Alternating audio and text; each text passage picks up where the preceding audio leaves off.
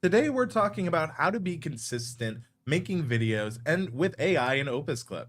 I'm so excited for today's topic because if you didn't know, Roberto has made thousands of videos. Roberto Blake, welcome to the show. Hey, thanks so much for having me. Of course. So Roberto, everyone says consistency is key. You've got to be consistent. But what I don't hear enough of is how do you do it? And when they say it, well, they're like, we've been to a bunch of events. They're like, you got to believe in yourself.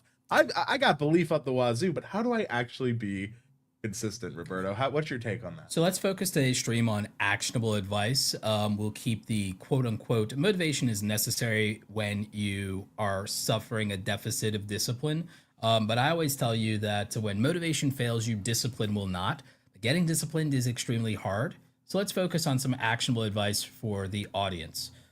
One of the things I can tell you is you have to pick what you're going to be consistent at, because when you're just trying to become consistent, trying to build discipline, the mistake that people make is thinking that they can be consistent at everything all at once. Have you ever tried that and found it to be overwhelming? More than I care to, more than I care to admit.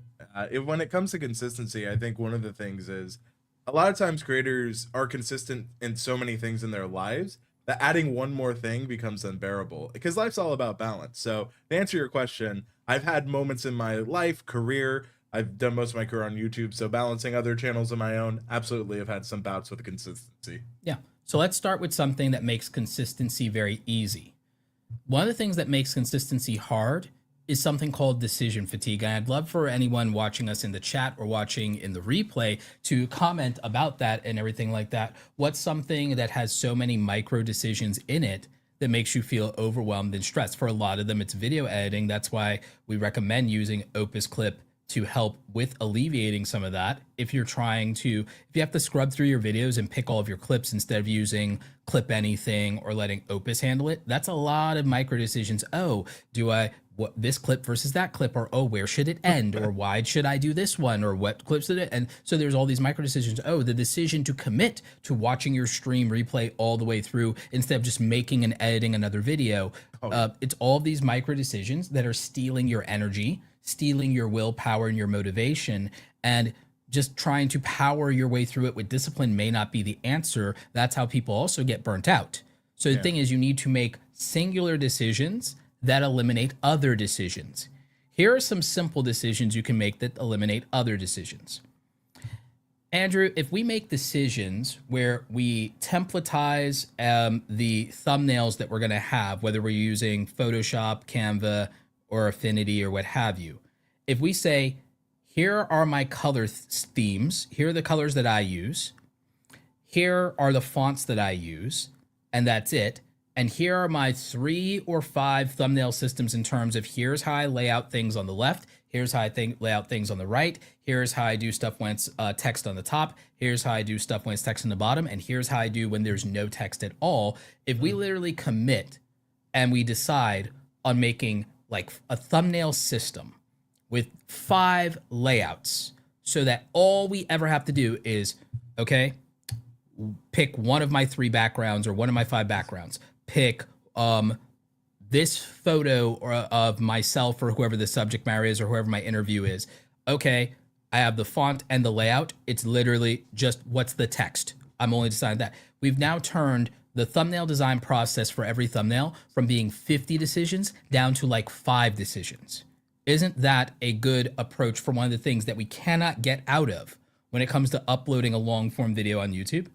Absolutely. I mean, you've done a lot of pre-work, and I think pre-planning is a huge way that you can stay consistent. And again, you mentioned discipline. I think that kind of pre-planning, whether it's with your thumbnails or your branding and Opus, like that's what keeps you able to do this long term. Like Roberto, I've studied you for a while, and I know that you do photo shoots. You're very open on your X account on like how you will design your thumbnails. In fact, you've had some bouts recently about how long you take to design a thumbnail and how some companies don't understand, appreciate that effort. Roberto knows what I'm talking about. Yes, I did. Do you mind if I actually share a screen share with you here of my thumbnail design system and process that I'm doing for a specific type of thumbnail where I literally built a system where I have kind of like 5 layouts or so. Like I think it's 4 or 5 layouts. Yeah, let's do it. Okay. So a lot of you have seen this this quote unquote trend going around. A lot of people think that this trend is over because they're not seeing viral videos go huge and get millions for doing this. But in my niche, this trend is still getting hundreds of thousands in information and education niches. But I actually have a way to apply this trend because my content already fits it in the fact that a lot of my videos that are about how to do something usually actually have 8 sections and timestamps in them. So I can use the 8 phases. When I talk about how to do something, Andrew, as you know, like if I say how to start a podcast, I'll go how to start a podcast in 6 simple steps, how to get 4,000 watch hours in 6 simple steps. So like I now have a 6 simple steps thumbnail. There are other things that I do breakdowns of where it's okay, this could be 5 stages or this could even be 5 ways. I'm very popular for those videos. And of course, there's the main trend that kicked a lot of this off, the 7 levels, right? So now I have this, and then the next thing would be another one of these would become 4 types. I created a thumbnail system that's already ready and raring to go to this, to where I can just put in graphical elements, choose what my text is going to be. The font and positioning is largely already taken care of in many of these cases. Also, I made all of this modular, Andrew, to where I can, at a click of a button, change the colors to whatever I want them to be very quickly, because I could make this to where all of this ends up being shades of a color instead of this color rainbow theme. I made an effect for the gradient, and I even made it to where, again, duplicating the majority of what I need for these things to keep them all consistent, even among the theme, means that for all of my, what you might call process videos from now on, process videos that have something like, okay, how to do something, I can show you that it's a concise, structured video with 8 steps without even putting 8 steps or 8 phases in the title, Andrew. I can communicate that. So I thought about it as a design system. And so I built a design system around, okay, things that are process driven videos. And so now I have these file assets, and I'll never have to start from scratch or make a decision about these again. That builds a system that I can use over and over again. And the thing is, I'm building multiple systems as we speak for the design and the approach to my thumbnails in 2026. Hey, what's Roberto's 2026 system? For things like, I'm building a system around my 15 tips videos. I'm building a system around the live stream videos going forward. I'm building a system around, if I have an analytics video, I have these 5 flavors to choose from that make the thumbnails not feel as repetitive. And I can use these elements to enhance them. In my Photoshop, Andrew, I even set up a library of assets where if I go to libraries, I have elements I use over and over again, including even me removed from a background in some cases, or logos that I might need, or even colors or backgrounds that I might need as assets that I can get to in my library. So I built a system to eliminate decision fatigue, which means not only will I be consistent in my execution, but I'm now going to be consistent in my quality control, Andrew, for something that is absolutely a necessity for every long form video or live stream that I'm going to make, because they require thumbnails. You can apply similar systems to your sound design, to title structures and formulas, and so on and so forth. Every single process that you have, usually a 6-step process, in making a video from start to finish. It might be a 6-step process, might be a detailed 8-step process. Video coming soon. But whatever that looks like for you, you can make a system around those 6 or 8 things so that they're always easier to do, and you only had to make the majority of the decisions one time. And I love that you mentioned systems, because a lot of people don't know that, similar to the asset library in Photoshop, there's one in Opus Clip. So when you're in your account, you can go to the asset library. You can add brand vocabulary. So for me, I have my name, because a lot of times AI will put the traditional way of saying the word can with a C. So I made sure it knows it's Andrew Can with a K. You have a default words of curses. You can make fonts. You can have custom fonts, so you don't have to just rely on, you know, the default ones. And similar to how Roberto said, you can have images. So if you want an image of yourself, you can have videos. So I've used the video feature. You can even have custom audio. And all of this, you know, similar to that, you know, process you were showing us, Roberto, in your Photoshop here, it allows you to go deeper. And that's another way you can be consistent with Opus Clip and save that time like you're showing here in your thumbnail design. And if you make your assets and then you put them into a Google Drive, you have access to it in the cloud from everywhere. And many of the tools that you use do have an import from your Google Drive where you can designate your Google Drive as the upload location for the assets. So now you have consistency, because consistency is not just frequency, Andrew. People hear consistency and they think, oh, it means uploading videos all the time or on this schedule or that schedule or releasing stuff. But consistency is also about consistency in brand, consistency in design language, consistency in your tone and communication, consistency among your assets, but also consistency in quality. Consistency and having systems for quality control. You remember what I teach in Awesome Creator Academy: systems, strategy, structure, support. So when you want to talk about systems and support, having quality control mechanisms in place is a big part of that. And again, like, you've brought me in as a guest many times in your own academy. Like what we're teaching here, it does matter. In fact, we have a question from the Angela Denise, and I think this is a really good question. I'm sure a lot of people, you know, you've talked on X a lot about things people don't know about Opus, and she's asking, I really need to be more consistent on short form, and I'm hoping that Opus can help me with that. My question is, can Opus take a raw, unedited file and turn it into individual usable clips?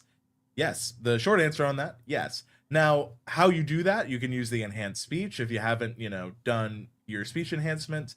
But outside of that, you know, people say you need to focus on content, you need to focus on good content.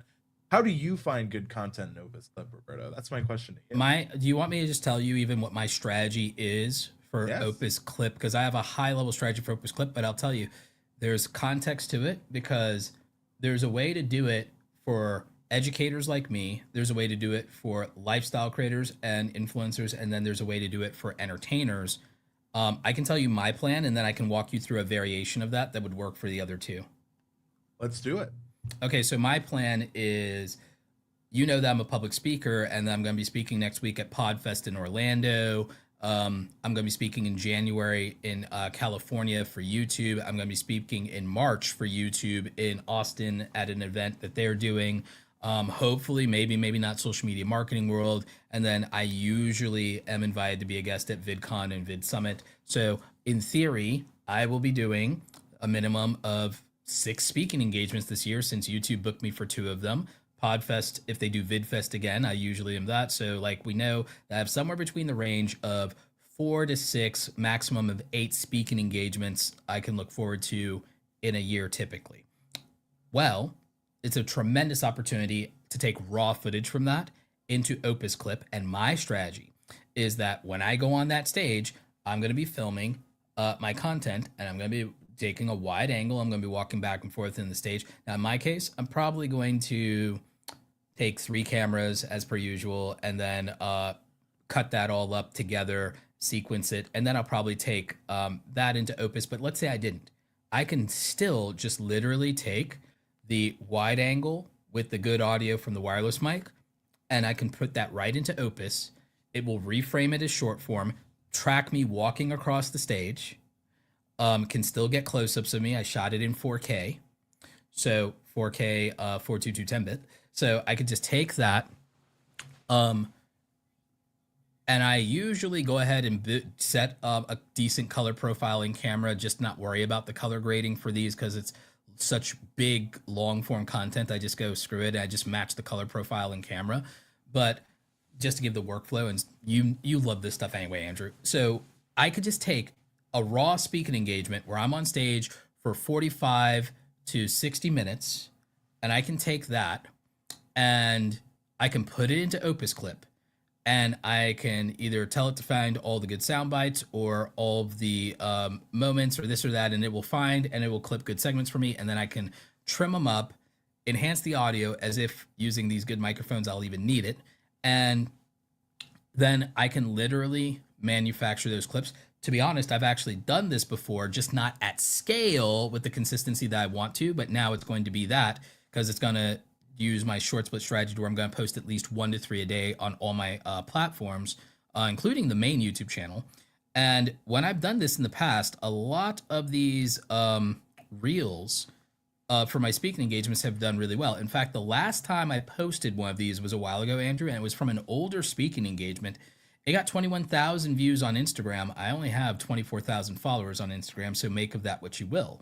A lot of these stage speaking engagements are my most viewed reels on Instagram, even compared to my in-person podcast interviews. Even when I've had some of the biggest guests in the world, Justine, Jay Klaus, Justin Moore, Sean Cannell, Marquez Brownlee, 20 million subscribers, all of those, even with the big names, didn't get more views than posting this authoritative IRL content from being on a stage and having stage presence and putting that right there into Instagram Reels. It gave me almost as many views as I have followers. And again, you're in the top 10% if you have like 24K followers. You're roughly, I think you're in the top 10, if not the top 20% in Instagram with that. So again, huge opportunity. What would happen, Andrew, do you think, if I literally took the back catalog of all of my high quality speaking engagements that show my authority and me being on a stage and took all that raw, unprocessed footage with no edits and put it into Opus Clip,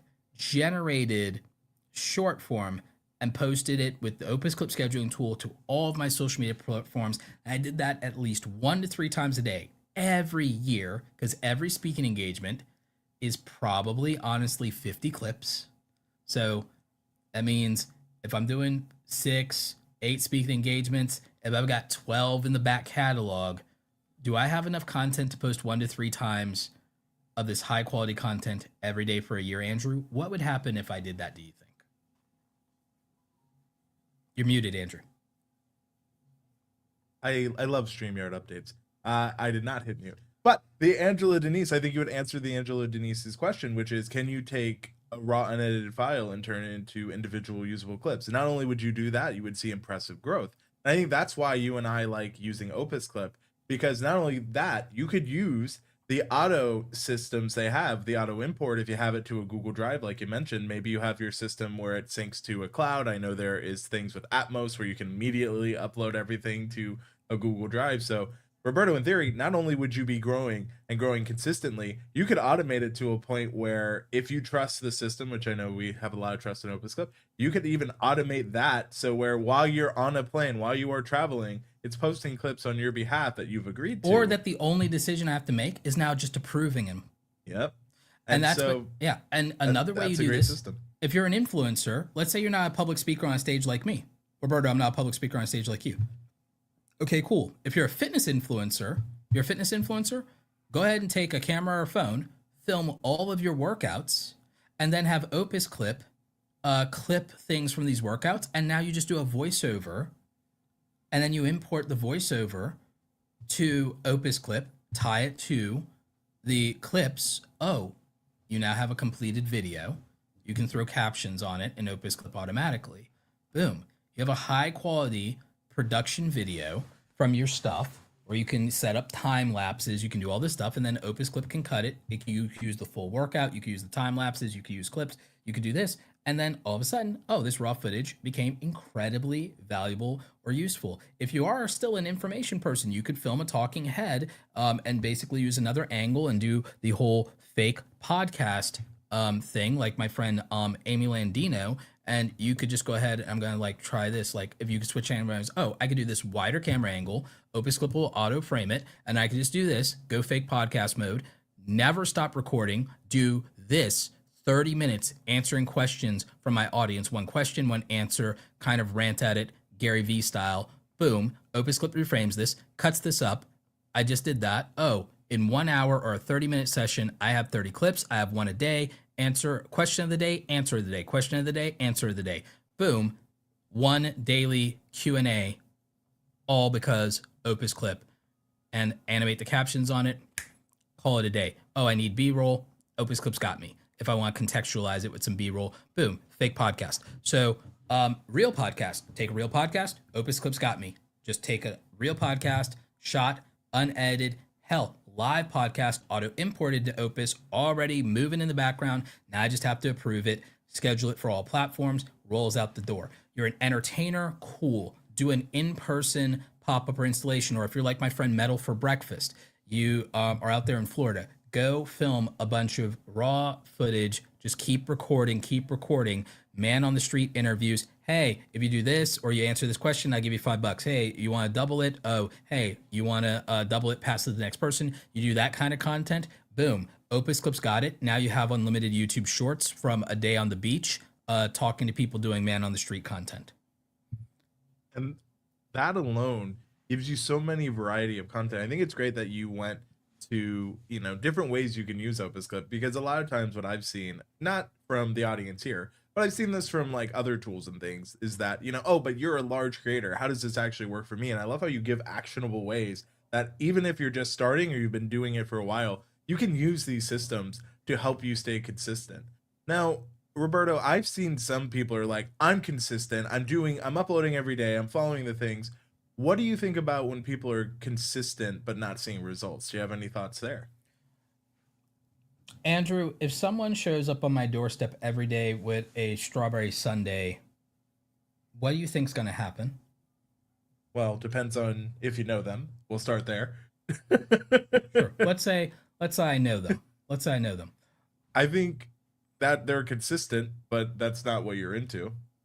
I'm allergic to strawberries. Yeah, I know. It's going to kill So you. Their consistency without having value for me is meaningless. It doesn't matter how hard they work on the strawberry sundae. Again. It doesn't matter how hard they work on the strawberry sundae. It doesn't matter how passionate they were about it. It doesn't matter how into it they are, that they love making strawberry sundaes. It doesn't matter that they're like, but it's a dessert. You like desserts, right? It's like, I can't eat strawberries, so it has no value for me. Quality of it doesn't matter. Consistency of it doesn't matter. Your passion doesn't matter. How much money you spend on it doesn't matter. I do not value this thing because it doesn't do me any good. It is not something I will enjoy. It is not something that helps make me better in any way. In fact, it makes things worse for me. So if I do not value it and you fail to understand that I cannot value it and it's not personal, then now your effort is wasted. All of your money, no matter how much you put into it, is wasted. All of your energy, all your quality, none of it matters. The filter is value. And so what a lot of people struggle with, Andrew, is they do not understand how to create value for the viewer, and they understand what value for that viewer is. So very true.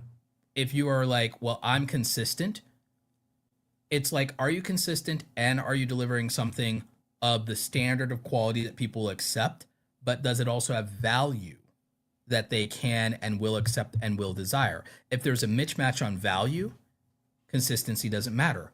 If there is a mismatch on quality and expectations, then consistency doesn't matter as well. I just wanted to give you a little shout out from the Angela Denise. I need to explode my channel basically, and I'm very interested in Roberto's short split strategy. I'm about to lock in. I'm ready to go. Also, Roberto, they said they will be at the same Austin event in March, so maybe you two can, get to meet in person and have, Sure. Look, if you've not had the pleasure of meeting Roberto Blake one-on-one, Roberto, the amount of times I've heard people when they meet you say, damn, we should have filmed it. That's how you know it's a good conversation. So I would say that, to just take a little bit and take a beat. When it comes to, everything we just mentioned about being consistent, you can be consistently doing the wrong thing and it's not your fault, right? Like with the Roberto example there, if someone's allergic to strawberries, you coming every day with a strawberry smoothie isn't serving them. Similarly, to take that to your audience, if you built an audience around one thing, I had a creator who she was teaching people, protein, and she was like really into meats and how you can use that. But then for a lifestyle change she had to transition to more, vegan options, just because that was her recommendation. The problem was her audience she built. Yes, she built an audience around, fitness and all that, but it changed. And even in that subtle change, that's a huge thing. She's like, but it's still my niche. I'm like, but is it?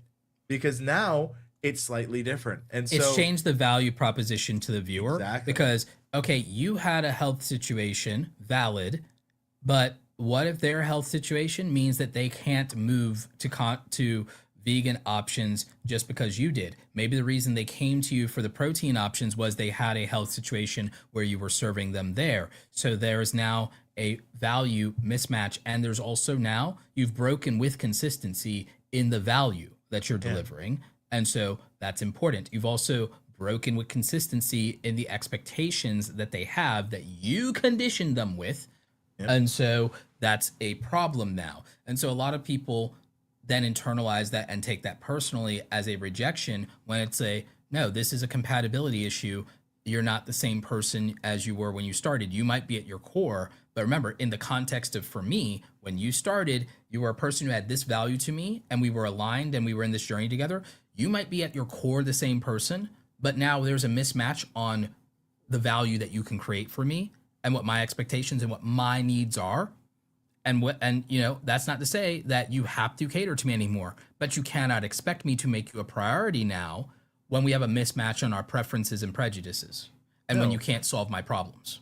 Right. And what I told her is she was in a community of other fitness people. I'm like, look, why don't you lean on your community? Because that's another thing. If you're trying to be consistent and you're struggling, don't be afraid to lean on your community. Roberto and I are collaborating right now for Opus Clip. We've collaborated in the past. I know you collaborate with a lot of people. Roberto, you mentioned who you've had on your podcast even earlier.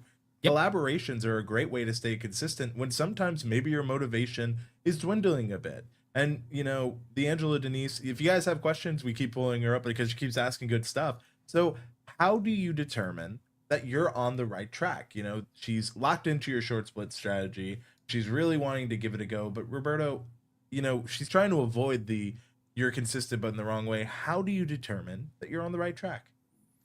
Well, the thing is, you have to consider that it's less about right and wrong and more about, does this action get me the thing that I want, and does it provide the thing that they want? So it's more of an actions and alignment issue rather than a right and wrong thing. So we think of it a lot of times as creators, we are mistaken in the binary assumption that I'm doing something wrong versus no, you're doing the right thing, and it's misaligned in the fact that it's like, no, you're doing, all right, you have the right tool, you have the right nut and the bolt and everything like that. You're not lined up with the hole here. And so now you're forcing this thing and you're stripping the nut, to use a mechanic analogy. You're stripping the nut because you don't have it lined up to the hole properly, or it's like, hey, you know, yeah, you can use that flathead and get this done, but it's less efficient than if you just use the diamond head, and it's far less efficient than if we use this drill bit. So we're also not doing something in the most practical way, even if it will technically work. So there's often an alignment issue, and part of diagnosing those things is it's a lack of clarity. Like, you have to understand, what if you already have been making content being consistent, what represents a proven performer among your video inventory? Because then that shows, okay, there's demand. And then also, sometimes your assumptions can be wrong because you're looking at them through the wrong time horizon, meaning, no, this isn't a bad video. This is a slow video. I will give you a primary example of this. Last year, there were people, I had my reasons. I was consistent on live streaming, but I had personal things going on. I was in a car accident. My mom and sister were in a car accident. There was all these other things. I got a viral infection. There's this thing, that thing. There was chaos. 2025 was chaos for me and for everyone in the world, right? Yes. It was the chaos years. We had 5 years of chaos, never ending, right? So 2025 being no exception. So 5 or 6 years of chaos. 2020 counts. So the thing is, I did not do that much long form. I did 8 long form videos. Now, a lot of people harangued me about falling off, and that the views on those were nothing to write home about, and who the hell are you as an expert? A year has gone by, and many of those videos now are well above the views that people would have thought that they were. And if a previous video I did 3 years ago is any indication, I had a video I uploaded 3 years ago, Andrew. It embarrassingly got 1,400 views on a 600,000 subscriber its first day. It did not clear 10,000 views its first week. It took over a month to clear 10,000 views. It is now currently sitting at a whopping 440,000 views, and it hasn't stopped getting momentum. It averages 500 new views a day, roughly. There are 200 to 500 new views a day, which means that it keeps accumulating a couple thousand extra views, adding to its total every month. By the end of this year on its cycle, it most likely will hit either 450,000 views or 500,000 views. And then I'm literally going to reset the cycle now that it's been like 3-4 years and literally make a new version of that same video and start this cycle all over again. I had 3 videos about audio that I did last year. They're on their way. They got quote unquote bad views in their first month. They're now currently on their way. One of them has 60 going on 70,000 views. One has 40,000 views going on 50,000 views well before the end of the year. And they keep going, and they're ranked #1 in Google and YouTube for about 30 different individual search terms. They ranking the first 1 to 5 results, and they will keep going and going. And now with YouTube changing their search system, there's a high probability that all my search content actually is elevated again on top of that. So it's like, so again, I could have looked at that at the wrong time and said these videos were bad. And then given time, they weren't bad. They were just videos that were slow. Their time horizon was different. There were other videos that took off and then capped, like the video I made about TikTok update. Boom, right out the gate, first day, 10,000 views. But what happens? It caps at 18,000 within the week. So it starts fast, dies fast. So some videos are like that. Some start very well and then continue to chug along, and then they don't last 3 years, they last 1 year. What have you. Like my 97% of YouTube channels fails videos, for example, that has over 100,000 views. So my point with this is not a humble brag on Roberto's analytics. It's that even I am a teachable moment on the fact that the reason it feels hard to identify if you're on the right track is because most creators might not be doing something wrong, but they're measuring the wrong thing, or their sights are off and they're not unaligned. If you want actionable advice on how to understand something that easily identifies that you're on the right track, go to proven performers. And by that, I mean, go to your analytics. If you're someone who knows you get demotivated if you don't see something do very well early on in its upload cycle, find all the videos that got a satisfying for you amount of views in their first 24 to 48 hours and still had consistency throughout their first week. In the advanced part of YouTube analytics, you can find this in advanced mode. That way, if you know that you get discouraged if you don't see that momentum, one, put yourself on a 1 to 2 video week upload cycle and commit to exact days that you have to upload basically no matter what, so that you have kind of an appointment with results, so to speak. And then 2, make videos that are consistent with your proven performers that do well their first 24 or 48 hours and tend to do well their first week of upload. That way you have some consistent motivation by the time you make your next video. And if you're making next videos in the same theme and in a similar manner, then the results are usually similar as long as it's not a timing issue. And you keep doing that, and then you can feel satisfied with momentum.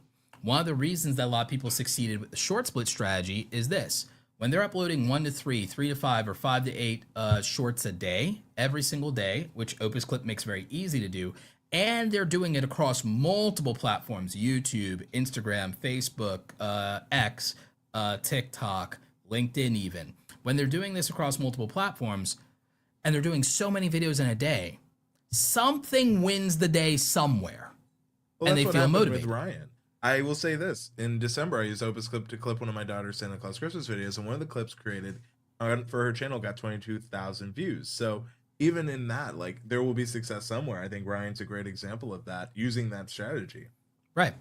So the thing is, by having just more outputs and executions, and then having that spread across multiple platforms, you will get a win from somewhere you can celebrate, and that can refill the tank for motivation until discipline develops.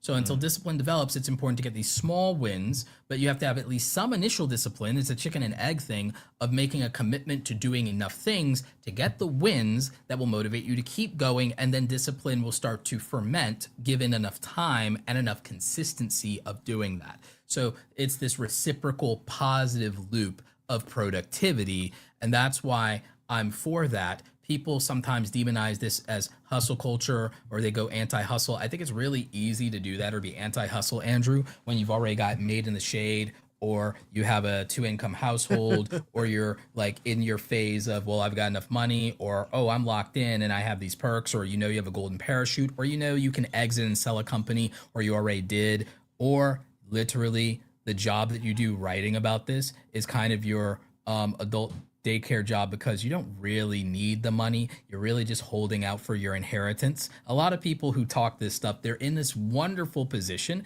that has nothing to do with the people who would benefit from hustle, because the people who benefit from consistency, hustle, hard work, and brute force are people who know they don't have the other options. They know they don't have a lifestyle that lets them make a viral video.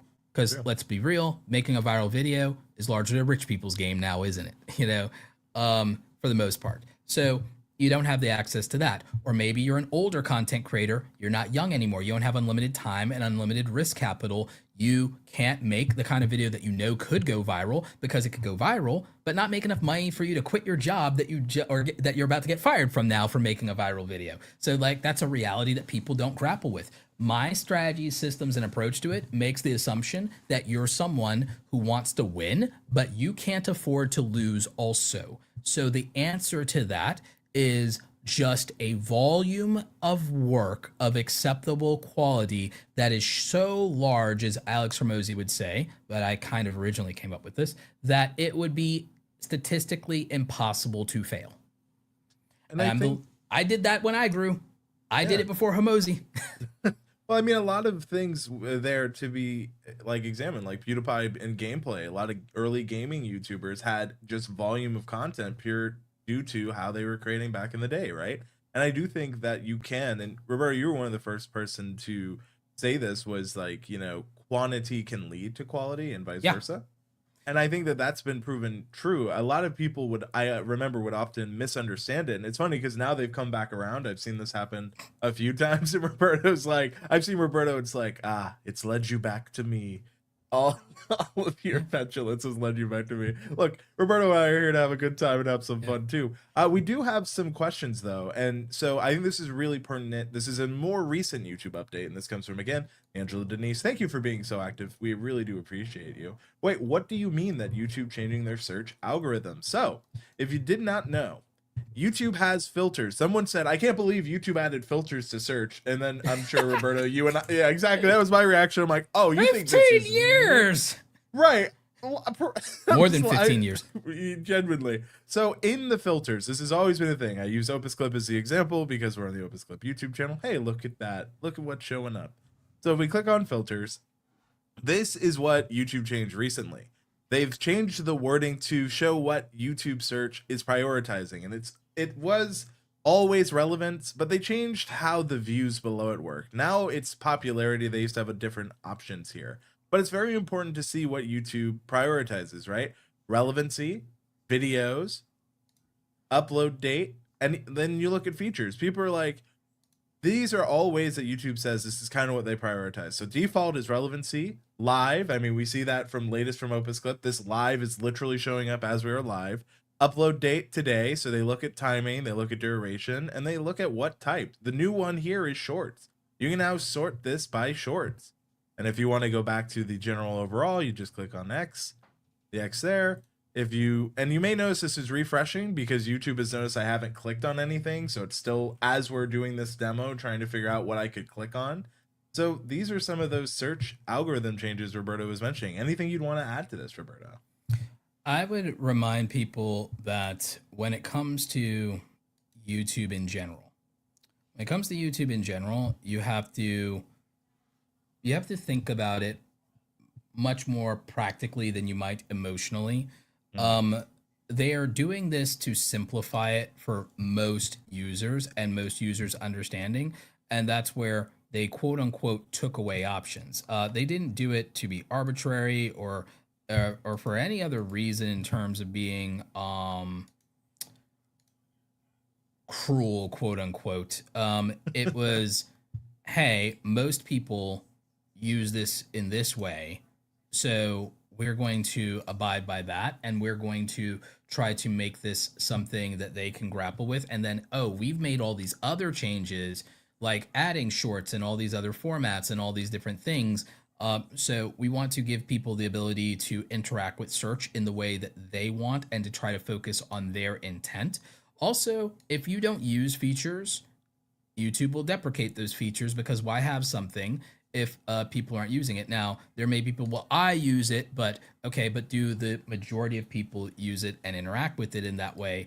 Because that's what YouTube has to cater to, because every menu function, every resource, all these things, the maintenance and upkeep of all of that takes away from something else. So, what's the phrase? To obtain something of equal value must be lost. So, Well, like, yeah, look at reply videos. They've come back full circle with reactions and stitching, right? So, like, even if it was deprecated at a time, it doesn't mean it can't come back in a different and similar way.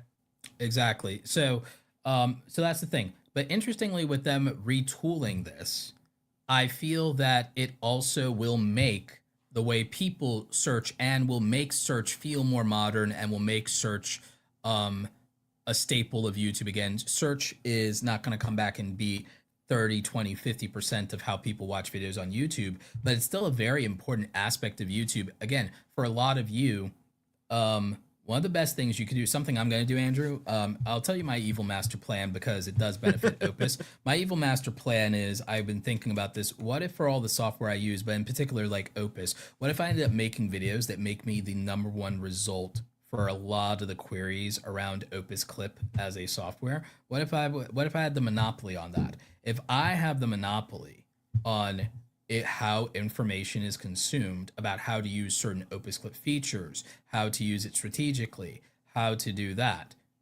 I win. True. It's worked for me in the past with other software. Why not this? That's, kind of the key. It worked in the olden days with TubeBuddy. It worked in the olden days with most of my Adobe content. What if when it comes to not just, oh, how do you grow with YouTube Shorts, but literally, what if I answer every single question people have about YouTube Shorts? I win. I like where you're going here, because guess what you're talking about? Consistently showing up to the right person or brand. Because a lot of times people make the mistake that consistency is only for the audience. Roberto's strategy there, if he is the #1 person that people keep seeing for a brand, then that brand should pay attention, and probably is. And then when you're like, wow, I keep seeing Roberto for our content, that gives Roberto leverage. Never underestimate your leverage. Even if you're consistently showing up in somewhere you want to be like that, there's value. When I was at TubeBuddy, people consistently saw me, so they consistently associated me with the growth, and that's how I've built my career on YouTube, right? Similarly, Roberto has earned his keep and his hard work ethic for consistently showing up, having value, and those are decent ways you can do it. Angela Denise says, I love a good evil master plan. I need one of my own. By the way, Andrew, going back even to something we said earlier about quantity leading to quality, I'm living proof.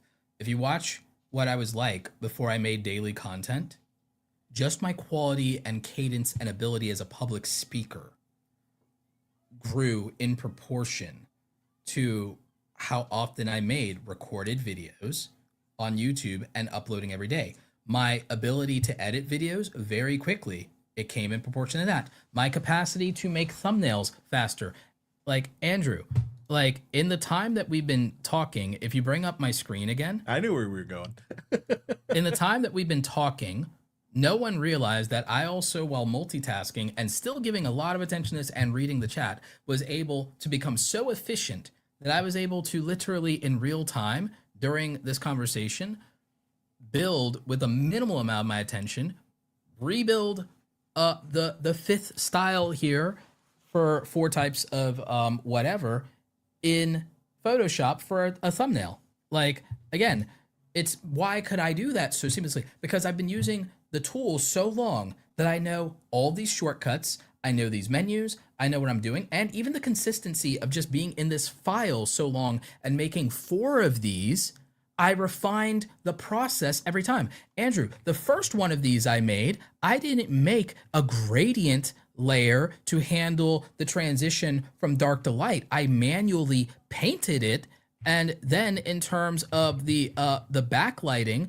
I did that as well. And so I did it manually. Then I was like, wait a minute, I could just use an adjustment layer to accomplish the same thing. And then I went back and did it, and then I reiterated it for everyone. Oh, I can copy and paste this drop shadow style onto every layer, and now it's going to be consistent, but it's also faster for me to just copy and paste the drop style layer. So, in fact, I can select every layer I want the drop style on, and then right click and paste the drop style layer effect onto all of them. Oh, look at that. Oh, I can take this text and place it. I don't have to readjust the text. I can literally use Shift, Command, and V and paste in place, and it will put the text exactly where I need it to be. That's amazing. Like, but again, Andrew, if I didn't spend so much time in this program and then also so much time refining and perfecting the best execution of this style, would I have gotten there? Would I have been able to know that and move so quickly, so fluidly through that and reason all of that out if I hadn't done so much of it? It improved with every single iteration. Japanese philosophy, Kaizen, improve every day or improve with every iteration, improve with every step, better with every execution, better with every step, better with every shot. Muscle memory. If I did not do these things, like, would I have the touch typing muscle memory? Would I be able to do the shortcut commands without looking? I can do these things without looking. I know my home row keys. All of it is repetition. How is it that quantity wouldn't lead to quality if we're being intentional about what should be improved? No, it will. And I think, like, even there, you're talking about consistency of using the creative program. And that's one thing I would tell you if you're thinking about starting an Opus Clip, consistently use it. Log in daily, use it, practice with it. That's something I think that also goes underrated. People are like, I need to be consistent in my content, but to you, what you do in Photoshop, Roberto, you're consistently using it, right? And there's a lot of value there. What could people consistently use as a creator that could help them get better? Let's start with Opus Clip. What do you think they should consistently be doing? I think they should be consistently practicing their prompting with the Clip Anything tool to learn how to write better prompts and to refine it to where they know that they can instantly tell Opus how to give them what they want when it comes to selecting the quality of their clips. One of the complaints is, oh, it didn't find this, it didn't that, or I was hoping it would do this. Okay, learn to use the Clip Anything tool and refine that and learn to become better at prompting the Clip Anything tool. And then without fail, you will always know that Opus is capable of getting you what you want if it exists in your footage. Yeah. And I think, heck, I'll give you a demo. Let's do it now, right? Because a lot of people are not great at prompting. And look, one thing I will tell you, Opus actually has a lot of resources that can help you. And if you didn't know this, I'll make sure to link this in the description after the replay so you guys can access this. But it's actually one of the easiest things you can do. So I'll bring up Opus Clip here. So I'm going to drop a YouTube live stream I did recently. And then Roberto's talking about Clip Anything. That's in your clip model. So you can, a lot of people use auto, but there's so much value in using Clip Anything, which is their smartest model. Great for any videos, it says. So let's start there. It's a really good place for us to get started. And so the next thing I would tell you is here's where you could prompt, and you can see learn more for the example prompts. And there's a helpful video for a friend of both of us, Nick Nimmin. But there's also some stuff here that links to their actual like FAQ and stuff. But it gives you examples, right? So I know this is an informative and educational piece. And if you click here, it's going to tell you what it's focusing on. Viral snippets, best scene compilation, top moments, emotional story. And it can give you a bunch of stuff already. But let's go deeper. What's a prompt we could use if someone's like, I need to get started? It says compile all the hilarious moments. It says find moments where we talked about something specific. I know in here I talk a lot about, channel layout. Find all the moments I talk about channel layout, right? So that's me knowing my content. I could say to find all the moments I talk about channel keywords because I was telling people how to design and build this, right? So that's just Right. me knowing the content. But what is something you would maybe type? So for me, I would, if I was doing YouTube channel reviews, I would end up telling it to find every individual YouTube channel review and clip from start to finish. So I'd probably tell it something like that. Or let's say I was doing one of my famous 15 tips videos. I would tell it to select for each individual tip in a video from start to finish. So I talk about each of these sections individually. So I'm going to tell it, let's focus on that. And then since this is for shorts, I'm going to give it a little bit of guidance on timing. Again, notice though, we didn't use the auto. We're going deep. We're choosing multiple ways to do this. We have a prompt. It's intention because we're thinking about, well, what's the value we want the viewer to get out of this? So instead of just thinking, oh my God, what will go viral? We're thinking very intentionally about who is our viewer? What's the value that they're looking for? Why would this be meaningful to them? So we're being like intentional about this. And that's why I think people, where they go wrong. And again, also, I think that's where people use AI tools in general wrong, Andrew, is I think that people keep looking at it merely as a shortcut or cheat code and not looking at its true value and potential of, no, this is assistive. This is about refining my ability for, actually, I'll tell you what all AI actually does when you use it properly. It gives you inhuman levels of speed and accuracy. Yeah, it saves time. But also, again, accuracy in the fact that if I'm exhausted and tired, Andrew, who do you think's going to do a better job? Me at 3 a.m. clipping an hour-long video or this tool? Probably this tool, though sometimes the unexpected can happen, and sometimes there's something relatably human when we make mistakes. But it's highly unlikely. Yes. But like even when you're talking about consistent, like the fact is, if I didn't set up my templates in Opus, like I manually having to do this every time, that's something I also see. You can save settings as above as a default. You can save templates. So like if you didn't know any of this, I'm going to hit get clips in one click, but then we're going to go back to you and me. It's like even there, I showed a bunch of things. If you don't know what we just showed, let us know.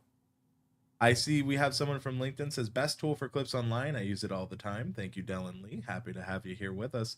But you know, I think to your analogy, like you at 3 a.m. versus Opus, Opus is probably going to do a much better job of being objective as well. Because one thing I've noticed, and I've had to talk to, you know, people about this, is like Opus sometimes gives me things that I wouldn't have thought of, but it did really well. Because sometimes we can be too close to our own content. I'm guilty of it. And Roberto, I'm sure you've had moments where you're like, this is going to do well. I know it. And then it doesn't. If I tell it and train it on who my viewer is, and then I told it to, here's another one.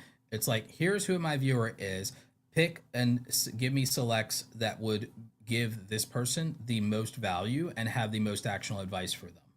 Yeah. Now I've gotten specific about who in my audience I'm clipping for, in a way to where my bias of interpreting what's valuable to that person might be disconnected. It's not impossible for me to be out of touch, or that my preferences, prejudices, and priorities could misalign me with someone in the audience that might represent a majority or a growing market of people that I just wouldn't have had on my mind because I'm accustomed to this. So remember, one of the other things about these tools is that they can get around the blind spots of our own biases.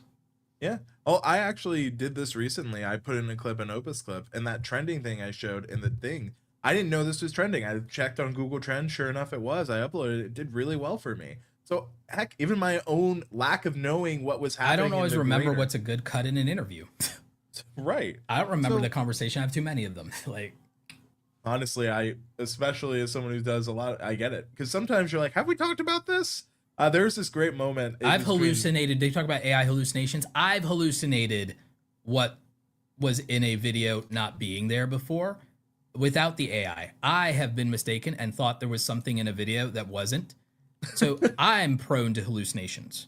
Heck, even people who are creative, like I was watching this interview where Eminem and Lil Wayne were together, and they talk about how they've accidentally rewritten their own lines, and they were like, God, this is really good. Have I written this before? And they have to have their own like cross-reference data check to make sure they aren't ripping themselves off. Yeah, they have to have So, their own database to make sure that I'm not just aping my old stuff and that this right. is like original.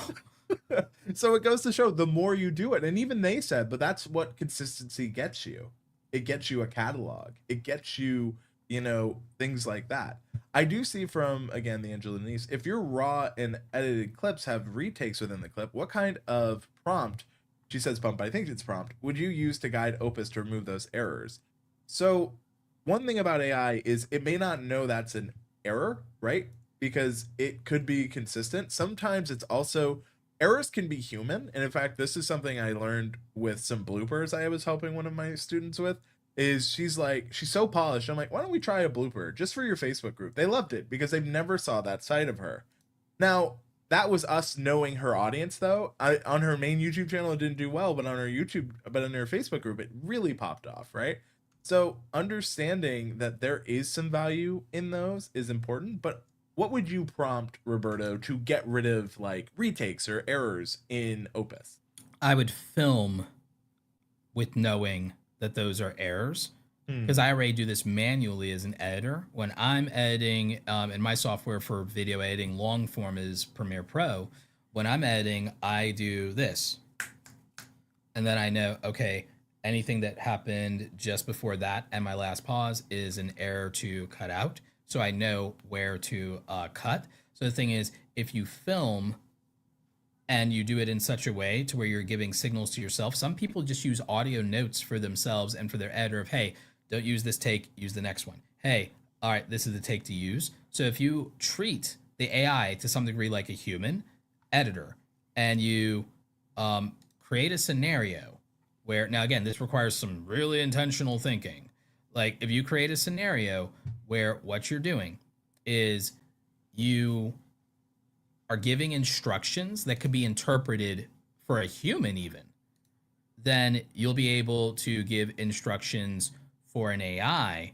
And so that's where it would have that value of, okay, it will know how to interpret this because I gave it proper instruction on how to interpret this in such a way that would be able to have an action item on it. Yeah. Let's say. And also, if you've ever, there's an experiment where you tell a person to make a peanut butter sandwich in front of you and you give it instructions. Most people are bad at giving other humans instructions, terrible. Yet alone AI, right? So that's something I've learned. People blame AI for their inability to give good instructions. But that's a leadership thing, right? And that's something I learned is like, it was make a peanut butter sandwich and like you watch people say, pick that up. Well, if there's a knife, bread, and peanut butter in front of me, all right, I guess I'm picking up the peanut butter. You didn't tell me what to pick up. But then you're like, pick up the peanut butter jar. All right, I'm picking up the jar. Touch the lid. There's like individual things that we kind of assume that don't translate. Similarly, when you're prompting, you can't make the mistake. It doesn't know what you want. Sometimes being over descriptive is better than having no clarity. Yes, it's better to over explain than to risk misinterpretation. Absolutely. We also, when we're talking about, explanations and things like that, I see from Ryan, who says, let me get your opinion about this. I take the transcript from the video that I'm clipping, and I have an AI create a prompt for Opus Clip based on the channel that I'm doing this for, kids channel. What's your thoughts of taking the transcript, asking AI to help come up with a prompt for that video based on the transcript? You have AI chatting with AI. Not totally against that. Depends the AI would be my first one, because some are better at others. I would say that for me, I don't think that's a bad idea. YouTube does this a lot already with their Ask Studio, but even they have said it depends what you tell it to do. I love that. Take the transcript from a video that I'm clipping. Yep. I'm just trying to make sure I'm fully understanding this. Take the transcript from the video that I'm clipping. Now, I assume it's a transcript that wasn't written by an AI and that's an organically performed video already, and that the transcript's from that organically performed video. Correct. And then you have AI create a prompt for Opus Clip based on that in terms of what clips should be selected. Okay. Correct. So what I like about this is it's the idea of refining and asserting a process of telling me how to get to a way to utilize this tool better. Because I actually did something very recently where I gave ChatGPT a photo of my log footage, build a color grade from scratch with my log footage and tell me in Lumetri color, like what should my settings be, what should my scopes look like. I had analyzed my scopes, believe it or not, because sometimes like glasses or no glasses, sometimes my vision is just not the best, so it's just not great at reading these the color scopes and things of that nature. So I don't fully trust my eyes just as I'm getting older. So I want it for accuracy, right? Because I can try and eyeball things, but what if my eyes aren't perfect? It'll catch something I won't. So what I did was I had it help me with that. I don't see a problem with this being able to give you things. Let's say it was children's channel or no children's channel. It could give you the timestamps accurately because it has the transcript, which is time coded, to get you those moments. So that's incredibly valuable or useful from that perspective. However, most AI tools are not multimodal, especially if all they're going off of is the transcript. The difference with Opus Clip itself is that it's multimodal. So Opus Clip already is using your transcript, but it's also understanding visual context within the video and interactive elements within the video between visual objects that have depth to them, which is something that currently most of the other AI tools that you would use, Claude, Grok, ChatGPT, Gemini, are not doing, especially not their free models, for sure. To my knowledge, most of them are not multimodal. Opus is. So Opus will go off the transcript, go off of sound design, go off of in-video elements, depth, identify people, objects, background, and contextualize things. That's why I can even do the auto reframing and tracking, is because it's recognizing something as a result of image, depth, facial recognition, and so on and so forth. So Opus natively is already very good at that. Having the AI assisted prompt could be good for timing and context of things that are meta to the script. So yeah, it's not the worst idea. If your struggle is just that you don't think you would write a good prompt for Clip Anything on your own, in that context, sure, this could only help you. But in general, just remember that Opus is already using your transcript in context. So what you're really just getting around here is just having an AI tell you how to prompt an AI, which again, I'm not against that. If you just feel anxious about it, that could be a solution. What I would do to that as well is YouTube has a lot of help articles. I would feed that into what YouTube looks for when it comes to shorts, when it comes to clips, when it comes to videos. Train it to think as YouTube does. All those articles are free, learnable, and that's what I've been training. So I use the free transcript feature from Opus to write reusable chapters. And people are like, how do you put your chapters out so fast? And so the free transcript maker from Opus Clip, which if you didn't know, all you have to do, upload a video, it's free, no sign in required, and it can get you usable transcripts. So I use that. Then I taught Claude what YouTube looks for good Is that chapters. Unlimited free, or is it free where sort of a certain amount of credits? Doesn't require login, so I believe it is unlimited free. Okay, I'm gonna have to make a video about that. I've already got you there, but that's something I've talked about. I've made videos on it because a lot of people make my don't video even of know it with my thumbnail.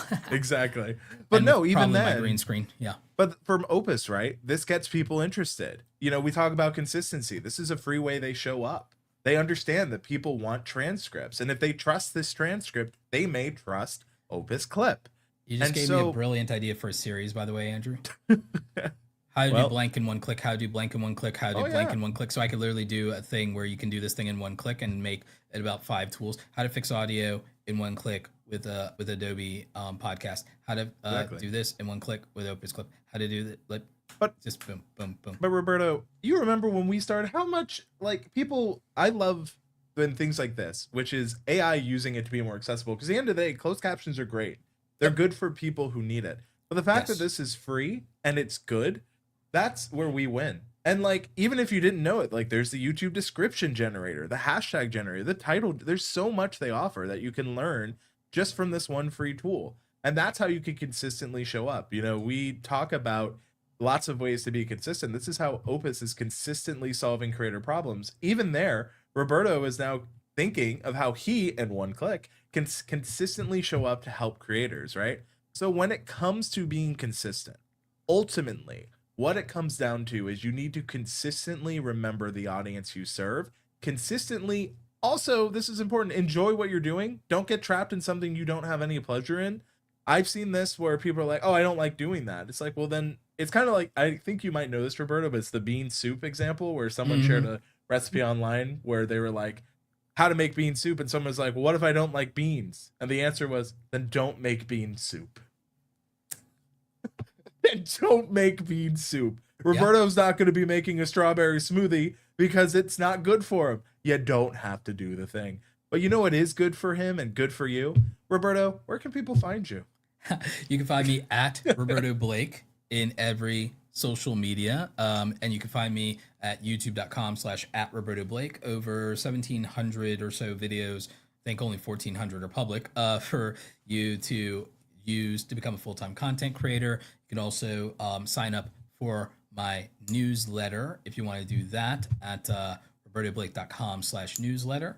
You can work with me if you want to at awesomecreatoracademy.com. We also have a lot of free resources for you over there, including our free Creator Foundations course. Of course, I'm all over the airwebs. I spend most of my time these days over on X, formerly Twitter. You can also connect with me on LinkedIn, Instagram, anywhere social media is a thing. And you can also find Roberto Blake Saturdays here on the Opus Clip YouTube channel. I'm Andrew Can. Thank you so much for joining us here on the Opus channel. You can find me at Andrew Can, and I hope you all have a great day. Remember, be consistent every time. Take care.